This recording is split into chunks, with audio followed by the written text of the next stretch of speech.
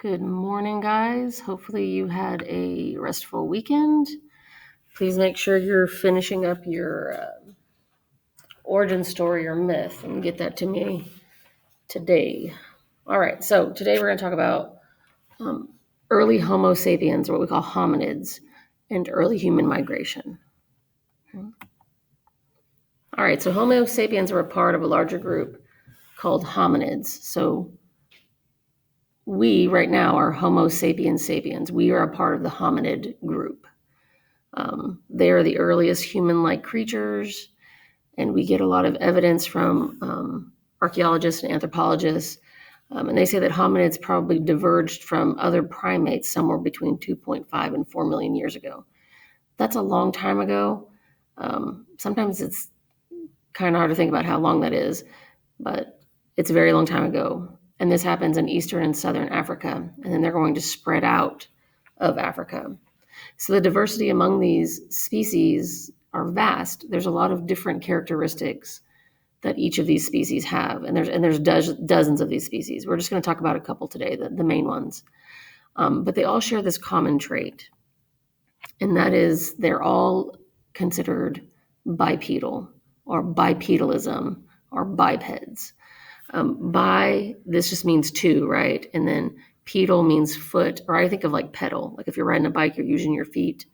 All bipedal means is that they walk upright on 2 feet. Okay. So they're no longer, I guess, on all fours and kind of this half crawling / walking, but they're actually upright. And we're going to talk about why that happens. All right. So evolution. There are two main hypotheses. There's a couple more that have come up, in the last couple of decades, but these are the two we're going to talk about. So the aridity hypothesis, this suggests that early hominids were more suited to the dry climates that evolved as the African's dry savanna regions expanded. So Africa itself, its geography over those hundreds of thousands of millions of years changes. And we start to see some of the trees going away. And it kind of forces these early hominids onto the ground and having to get used to being on the ground and in the savanna regions. And then you have the savanna hypothesis. This suggests that the early tree-dwelling hominids may have been pushed out of their homes because of the environmental change. This causes them to adapt to living on the ground. So they're very kind of similar. One pretty much starts with this dry climate, and more dirt, for instance, more desert-like conditions. And the other one says that it's, the environmental changes that trigger it. So the hominids are going to continue to evolve. We're talking like 4 million years, right? That's a lot of time. And what paleoanthropologists and paleoarchaeologists and paleohistorians, they say, well, the brain capacity increased. So how does our brain, for instance, go from the reptilian brain, like the size of a walnut, to what we have now? And a lot of people say it has to do with the protein. As these early hominids are kind of developing and they have more of a cognitive capacity, like they're able to think about things and problem solve, and they begin to make tools that make it easier to kill larger animals and to break those bones and to get at the bone marrow, that they're actually ingesting more protein. Okay, and this increase of protein consumption is directly linked to the growing brain size, which is kind of a good thing. Bone marrow was something that even if they found an animal that had died, for instance, they could break the bones open and get at the bone marrow. And we use bone marrow. You see bone marrow in the form of pectin. Pectin's in jellies and jams, and also if you like Jell-O, that's what makes the Jell-O kind of stiff, is the pectin, which we get from bone marrow. Okay. Let's watch this video here. Hopefully it works.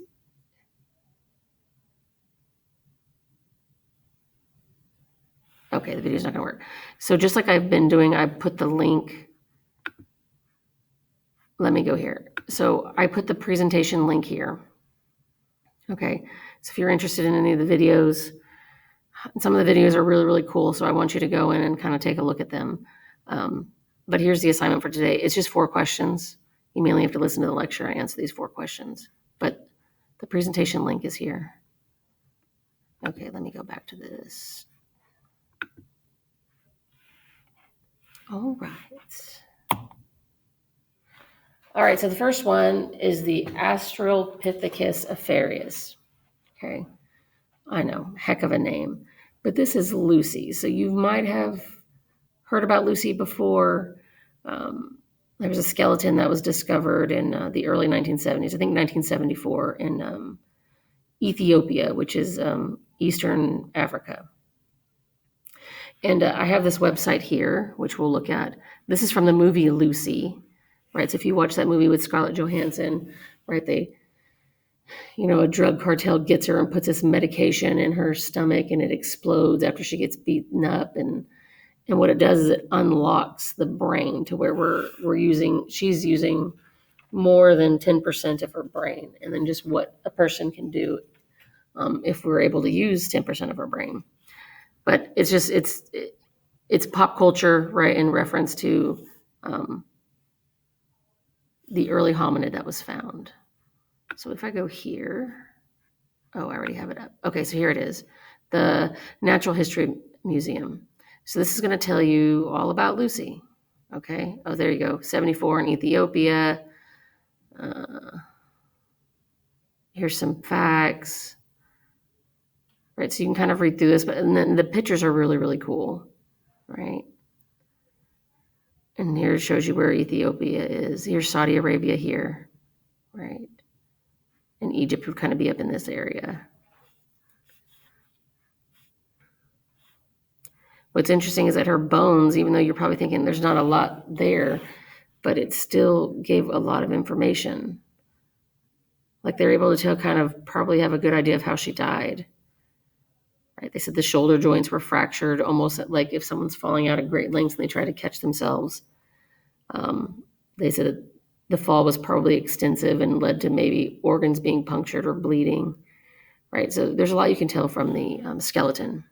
Right? So just take a few minutes and just kind of look at some of this. It's kind of cool stuff. Right? It talks about the teeth, right, and bones. It talks about her pelvic bone. We know that she was able to walk upright because she has this shape. It's more rounded and larger. On other primates, it probably cuts off right here. Yeah, it's not as wide, but we have like this wide plate. So it looks very similar to our pelvis is in today's time. Right. It talks about the footprints, right? A lot of cool stuff. So check it out.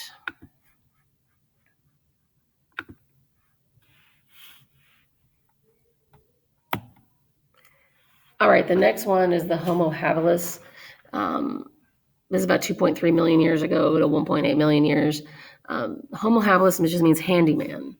This is the first, thought to be the first species to make and use simple tools. Although we know that the Australopithecus africanus, which isn't here, but there's actually records that we found that they were actually also making tools. It's just that Homo habilis is found, they discover this skeleton sooner than they discover Lucy, right, in some of her hominids, or her species, right? So they do percussion flaking, the old Walden tools. It's just like the percussion flaking is when you kind of like banging 2 rocks together to kind of create these sharp shards. And then what you're going to do is put a pad in your hand if you like, and then just hold this in a precision grip. You don't have to hold it in a power grip. Hold it in a precision grip and just click it down past the rock, and you should be able to make flakes. And for your first flint knapping experience, your only goal is to work on making flakes.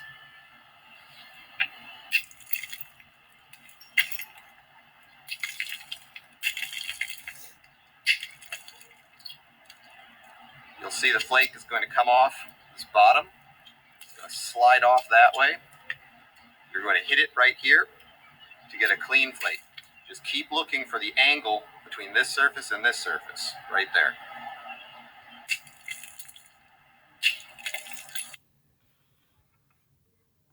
All right, pretty cool.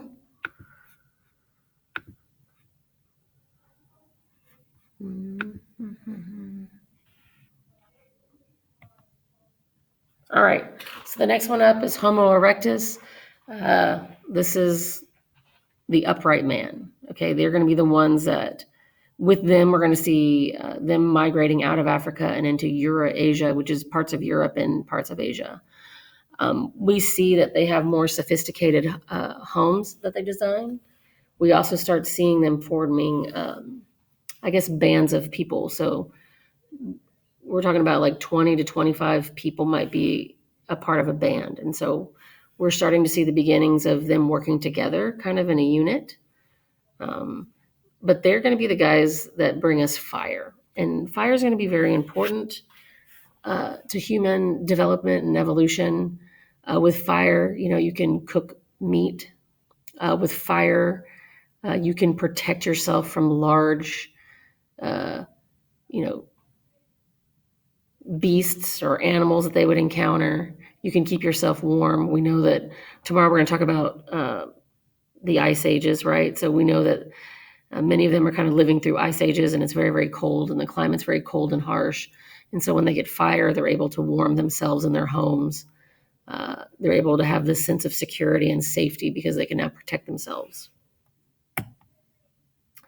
All right, the Homo neanderthalensis, right, or the Neanderthal, aka the caveman. This is the quintessential caveman here.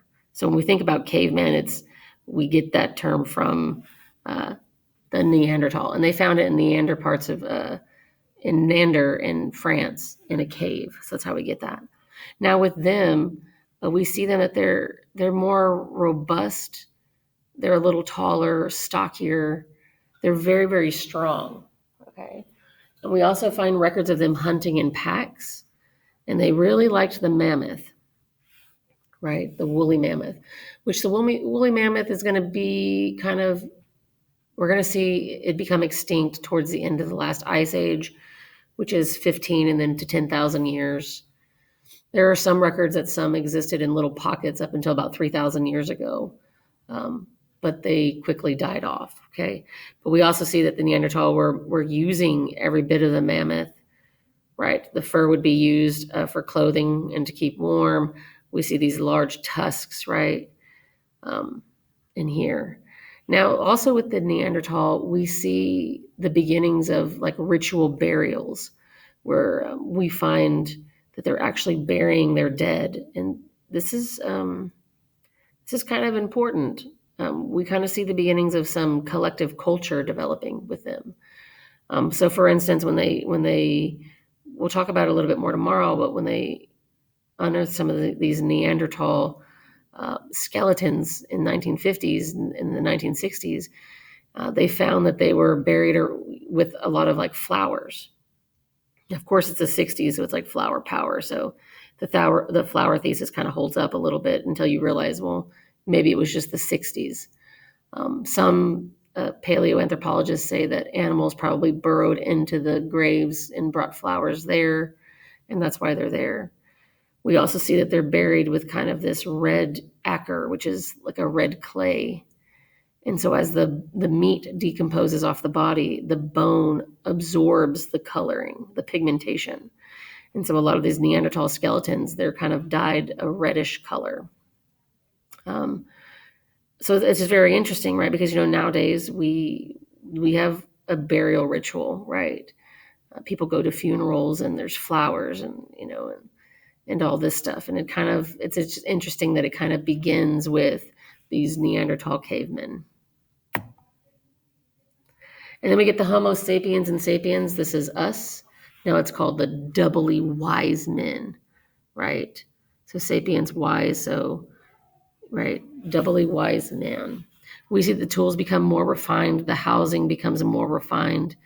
And they start with cave paintings, right? They're definitely more sophisticated in culture.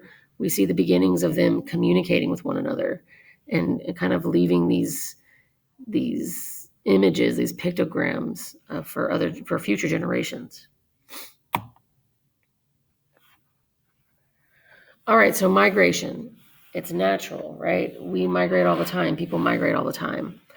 So between 70,000 and 100,000 years ago, Homo sapiens begin to migrate from the African continent, and they start to populate parts of Europe and Asia. Okay, they're going to reach, Australian continent 35,000, 600,000 years ago. We're going to get the Pleistocene Ice Age will create this land bridge connecting Asia to North America, which is Alaska pretty much, okay, 13,000 years ago. And it's kind of widely accepted that this migration theory is that people cross this land bridge and eventually migrated into Northern and South America. So how were our ancestors able to achieve this feat? And why did they make the decision to leave their homes? Well, some say that it's a development of language around 50,000 years ago. That as the brain is growing larger and people are more cognitive and they're able to problem solve and they're able to communicate with each other, this is going to allow people to make plans and solve problems and organize each other. And they're going to start settling into these small bands of people. Instead of just kind of roaming around by themselves with a couple of people or like in small packs, they start creating bands. So it's a little bit larger, 20 to 25 people, right? But it's still not completely sure as to why this happened. Some say, yes, it could be the development of language and the ability to think more and solve problems. Others say it's probably the depletion of resources like food or fresh water where they were located. As they start making tools and they become better at that, they start to overhunt certain locations. The gathering of the food, that stuff's not growing back as quickly as it once was because the environment's changing. And of course, as the population's growing, there's this competition for resources.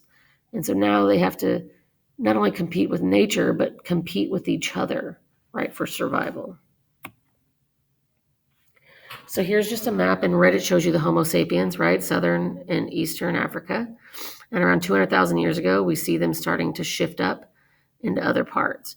The Neanderthals, that's this dark area. We find a lot of them in France, which is in this area, okay?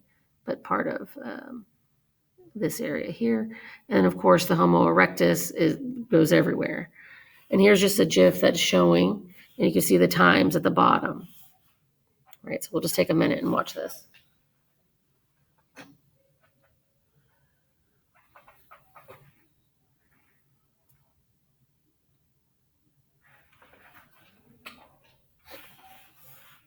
So there's that Bering Land Bridge, right? So it connects from here to here. All right, so there you have it. Okay, so adaptations. So when humans migrate from Africa to colder climates, they make clothing out of animal skins. They have to, they construct the fires to keep them warm. All this is being triggered by their surroundings, by the environment that they live in, and they're having to adapt to that. And because they have larger brains, they're able to kind of do that. More sophisticated weapons such as spears and bows, arrows allow them to kill larger mammals more efficiently. Remember, with the Neanderthals, they start hunting in packs and they start coordinating attacks. They start discussing and kind of where they're going to be going and what they're going to be doing. Along with the changing climate, we see these hunting methods contribute to the extinction of giant land mammals, such as the mammoth and the giant kangaroo and the mastodons. So this is nothing new. We're still doing that, right? We still have to deal with animals and becoming extinct or chopping down forests and stuff, and we're still competing with resources and we still organize and coordinate. So these are characteristics that we still have to this day, even though it begins with them. Okay, so also hunting animals and killing them off of self-defense, humans begin to use the Earth's resources in new ways. So as the brains get larger, their tools become more sophisticated. The advent of fire helps them. And then they're going to begin to start to manipulate and to change and to kind of use the resources that Mother Nature has provided. And new and different ways, and in complex ways.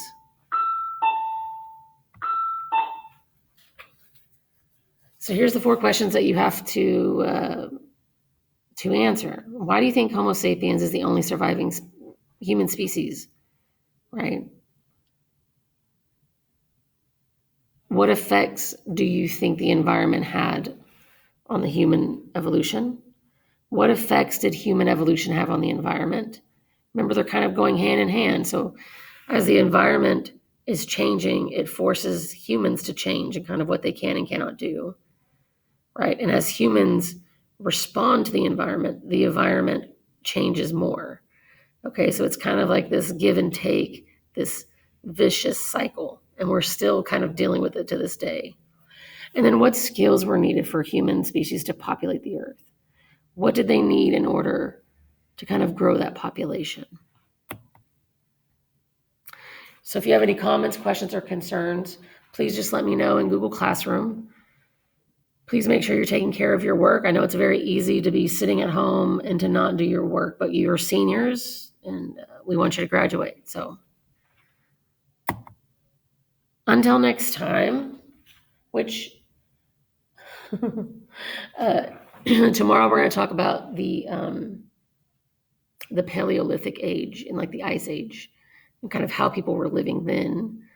And then later on this week, we're going to be moving into the Neolithic. So we're going to start using agriculture. Yay. All right. Have a good one. Thank you.